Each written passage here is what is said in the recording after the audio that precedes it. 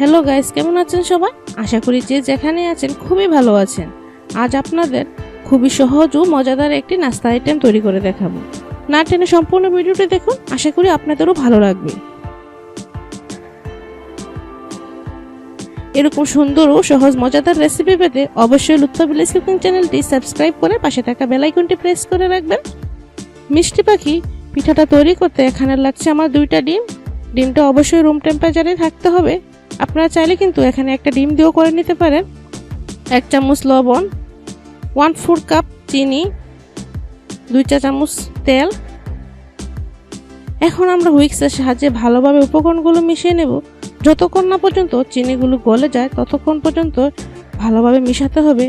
এ পর্যায়ে যদি ভালোভাবে ফেটিয়ে ডোটা তৈরি করেন, খুব মসৃণ একটা ডো হবে। এখানে কিন্তু কোনো বেকিং পাউডার বা বেকিং সোডারও প্রয়োজন হবে না। একটু সময় নিয়ে ভালোভাবে ফেটিয়ে নিয়েছি। এখন আমরা আটা অ্যাড করব। প্রথমে আমরা অল্প অল্প করে আটা অ্যাড করব। একদম শেষ পর্যায়ে গিয়ে আমি বলে দিব আমার কতটুকু আটা লেগেছে। প্রথমে 1 কাপ আটা মেখে নেব। দেখুন আমার আরেকটু আটা লাগবে, তাই আমি আরও একটু আটা দিয়ে এভাবে একটা নরম ডো তৈরি করে নেব। এই ডোটা কিন্তু একদম শক্ত হতে পারবে না, তাহলে কিন্তু আমাদের পাখির ডিজাইনটা সুন্দর হবে না, ভেঙে যাবে। এখানে 2 কাপের মতো আমার আটা লেগেছে। আর পারফেক্টভাবে মাখা হয়ে গেলে কিন্তু বাটি বা হাতে কোনো জায়গায় লেগে থাকবে না, তাহলে বুঝতে পারবেন আপনার ডোটা পারফেক্ট হয়েছে। এখন গোল একটা শেপ দিয়ে একটু তেল লাগিয়ে রেস্টে রেখে দিব 10 থেকে 15 মিনিটের জন্য। আর এখানে ডোটা তৈরি করার সময় কিন্তু কোনো রকম পানি ব্যবহার করা যাবে না।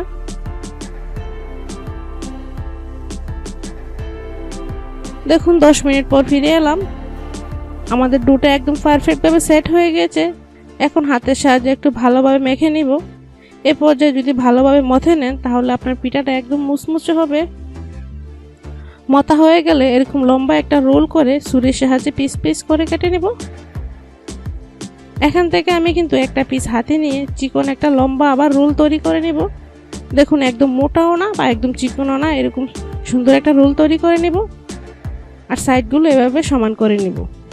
এবার 2 হাতে 2 সাইডের রোলের মাথাটা ধরে এভাবে ঘুরিয়ে ভিতরে একটা মাথা এবং উপরে একটা মাথা নিয়ে নেব।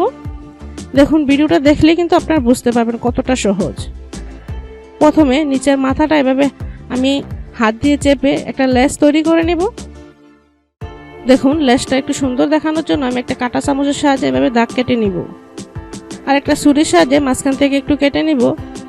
কেটে একটু সুন্দর করে ডিজাইনটা করে নিব, তাহলে আমাদের লেসটা দেখতে অনেকটা সুন্দর হয়ে যাবে। দেখুন আমাদের লেসটা কিন্তু তৈরি হয়ে গিয়েছে। এখন আমরা মাথাটা তৈরি করে নিব। 2 হাত দিয়ে আলতোভাবে কিন্তু একটু বাঁকিয়ে নিতে হবে। আর এই কাজটা কিন্তু একটু আলতো হাতেই কাজটা করতে হবে। মাথাটা একটু চাপ দিয়ে মুখের শেপ দিয়ে নেব।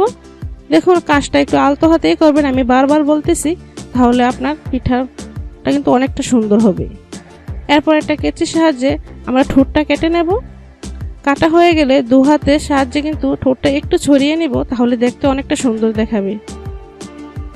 এরপর গোলমরিচ বা লবঙ্গ দিয়ে চোখটা তৈরি করে নিব এবং কেচির সাহায্যে আবারও 4 সাইড দিয়ে ভালোভাবে কেটে নিব, তাহলে মিষ্টি পাখির লুকটা আরও মিষ্টি দেখাবে। কাটার সময় একটু ছোট বড় হতে পারে, এটা কোনো ফ্যাক্ট না।